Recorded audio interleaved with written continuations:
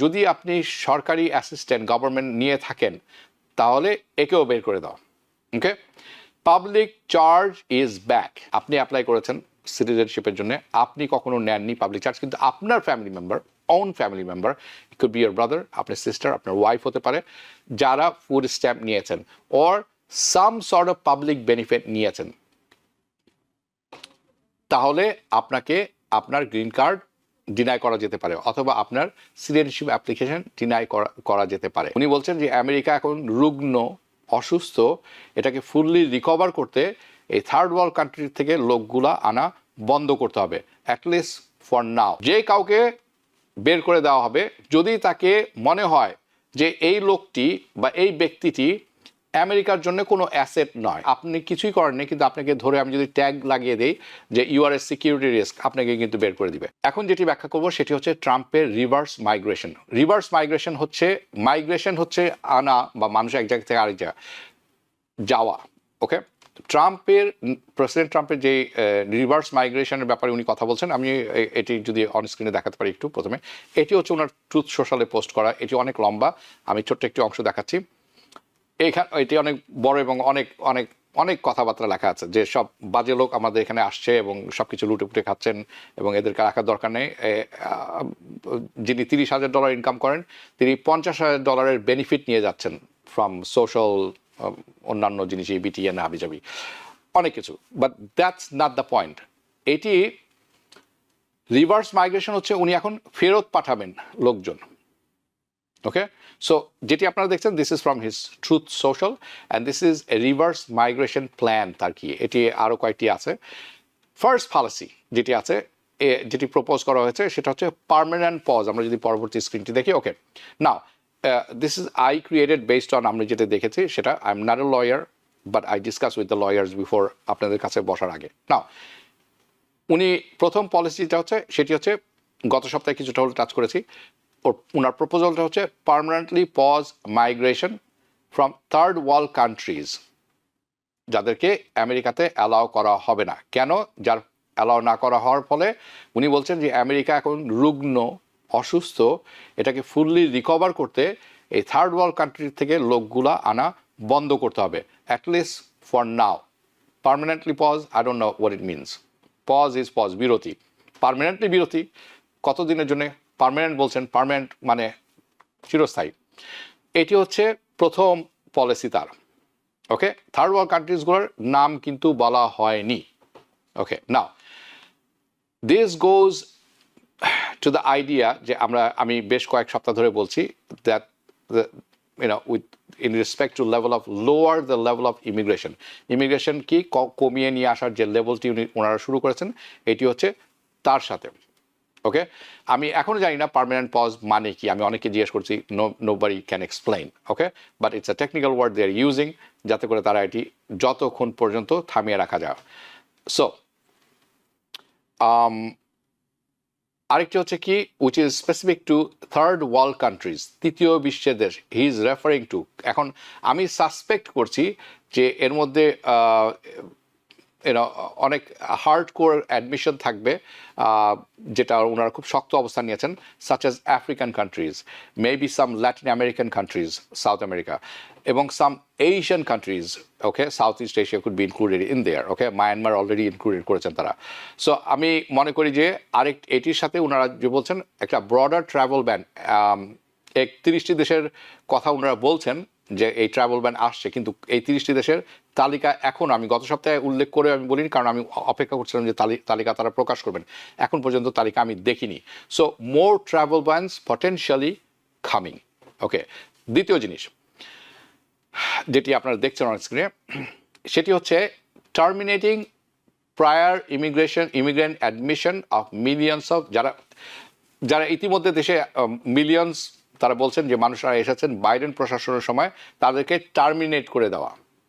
এবং আমরা ইতিমধ্যে এটা অনেকবার দেখেছি, we have already seen this, they cancel, তারা অলরেডি কিন্তু প্যারোল প্রোগ্রাম ক্যান্সেল করে দিয়েছেন, তারা ক্যাচ অ্যান্ড রিলিজ প্রোগ্রাম যেটি আছে সেটি ক্যান্সেল করেছেন, তারা জানেন টিপিএস, আপনারা ডেজিগনেটেড টিপিএ সেটিও বন্ধ করে দিয়েছেন, এক্সটেনশন যেটি আছে সেটিও বন্ধ করে দিয়েছেন। Okay, all those things are over, already শেষ হয়ে গেছে।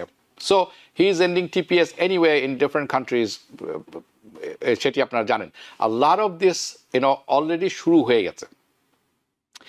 তারপর এটি যাচ্ছে ডিপোর্টেশনের অংশে, যেটি আপনার সেকেন্ড অংশে দেখছেন 3, 4, 5, 6, 7। ওকে, সো এই ডিপোর্টেশনের অংশে তারা বলছেন দিস ইজ ইনক্রেডিবলি ব্রড, এত ব্যাপক যে অনেক কিছু এর মধ্যে ঢুকে দেওয়া সম্ভব, এবং পেঁচিয়ে পেঁচিয়ে যে কোনো জিনিস এর মধ্যে ঢুকে দেওয়া সম্ভব, এবং দ্যাট ইজ দ্য প্রবলেম। এতটাই ব্রড, এটা ইনক্রেডিবলি ব্রড। ওকে, রিমুভ এনিওয়ান, যে কাউকে বের করে দেওয়া হবে যদি তাকে মনে হয় যে এই লোকটি বা এই ব্যক্তিটি আমেরিকার জন্য কোনো অ্যাসেট নয়। Okay, remove anyone he means Trump considers is not a net asset to the United States. তারপরে কি, remove anyone who is incapable of loving our country, যে আমেরিকাকে ভালোবাসে না, কিভাবে সেটি বুঝবেন I don't know, তাদেরকে বের করে দেওয়া হবে। ওকে, remove anyone who is public charge. By the way, এটি নিয়ে আমি আগামী সপ্তাহে ব্যাপক কথা বলবো। আমি আসলে এই কথাটা বলতে চাচ্ছিলাম না, কারণ এটি অনেকের ভীতির সঞ্চার করে, কিন্তু আমি আরও একটু ইনভেস্টিগেশন করেছি, আমি মনে করি এটার মধ্যে গুড নিউজ ব্যাড নিউজ সবই আছে। Okay, fine. Remove anyone who is a public charge, যদি আপনি সরকারি অ্যাসিস্ট্যান্ট গভর্নমেন্ট নিয়ে থাকেন তাহলে একেও বের করে দাও। Okay, public charge is back with this প্রশাসন। আমরা শুনেছিলাম এসেছিল, বাইডেন ক্যান্সেল করে দিয়েছিলেন, এখন it is back. The factor that they're considering incredibly broad things, অনেক লম্বা চওড়া লিস্ট তৈরি করেছেন, যে কাউকে এটার ভিতরে মানে পেঁচানো সম্ভব। ওকে, সো তারা আসলে কি চাচ্ছেন, তারা যে কোনো উপায়ে দেখছেন যে কিভাবে গ্রিন কার্ড ডিনাই করা যায়, এবং কিভাবে অ্যাডমিশন, অর্থাৎ আপনি যখন প্রথম আসেন এখানে অ্যাডমিশনটাকেও বন্ধ করা যায় for individual who might have tapped into public benefits. যিনি এসেছেন, কিভাবে এসেছেন, কার মাধ্যমে এসেছেন, কে স্পন্সর করেছে, ওই ব্যক্তি, উনি তো পাবলিক চার্জ নিয়েছেন, সো ঢুকতে দেওয়া হবে না এনাকে, এই ধরনের ওকে কথা বলে ওনারা বলছেন যে এই মানুষটি কখনো আমেরিকার জন্য অ্যাসেট হতে পারে না।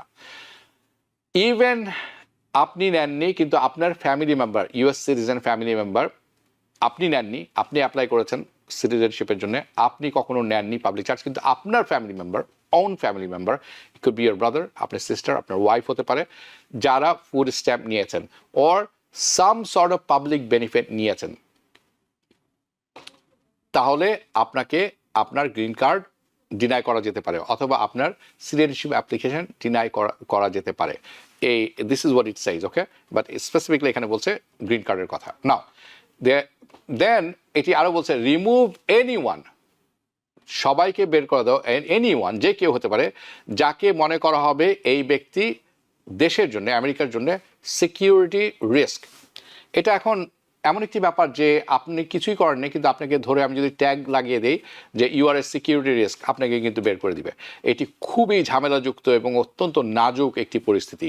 সো আপনাদেরকে বলবো be careful. Okay, now remove anyone, যাকে মনে করা হচ্ছে নন কমপ্লায়েন্ট, যিনি আসলে ওয়েস্টার্ন সিভিলাইজেশন, পশ্চিমা সভ্যতার সাথে ইনি যায় না, তাকেও বের করে দাও। আই হ্যাভ নো আইডিয়া, মানে আসলে আমার কোনো আইডিয়াই নেই who could be impacted by this. Anybody can be impacted, anybody. আপনার ড্রেস আপ যদি আমেরিকান না হয়ে থাকে, আপনি দেখতে আপনার দাঁড়িয়ে আছে, অথবা আপনি ধুতি পরে ঘুরছেন, so you are non compliant বলে ট্যাগ লাগিয়ে দেওয়া সম্ভব। হিজ ট্রুথ সোশ্যাল পোস্ট, যেটি আছে যে truth social post, makes changes to public benefits, public বেনিফিটেরও অনেক চেঞ্জ উনি করছেন। Okay, for green card holders, যারা গ্রিন কার্ড আছে তাদের জন্য বলছে এই কথা। সো একটি কথা please take a note that উনি কিন্তু বারবার বলছেন, he mention non citizens here. Okay, এবং উনি বলছেন অল দ্য ফেডারাল বেনিফিটস, কোনো স্পেসিফিক একটা বেনিফিটের কথা বলছেন না, যে কোনো বেনিফিট যদি নিয়ে থাকেন এটির কথা বলছেন। Any subsidies for non citizens, okay, যিনি গ্রিন কার্ড হোল্ডারও হতে পারেন, that includes green card holders. Okay, any other legal উপায় আপনি এখানে আছেন, non citizens, denaturalization, strip US citizenship from naturalize immigrants, আপনি নাগরিক হয়ে গেছেন তারপরেও।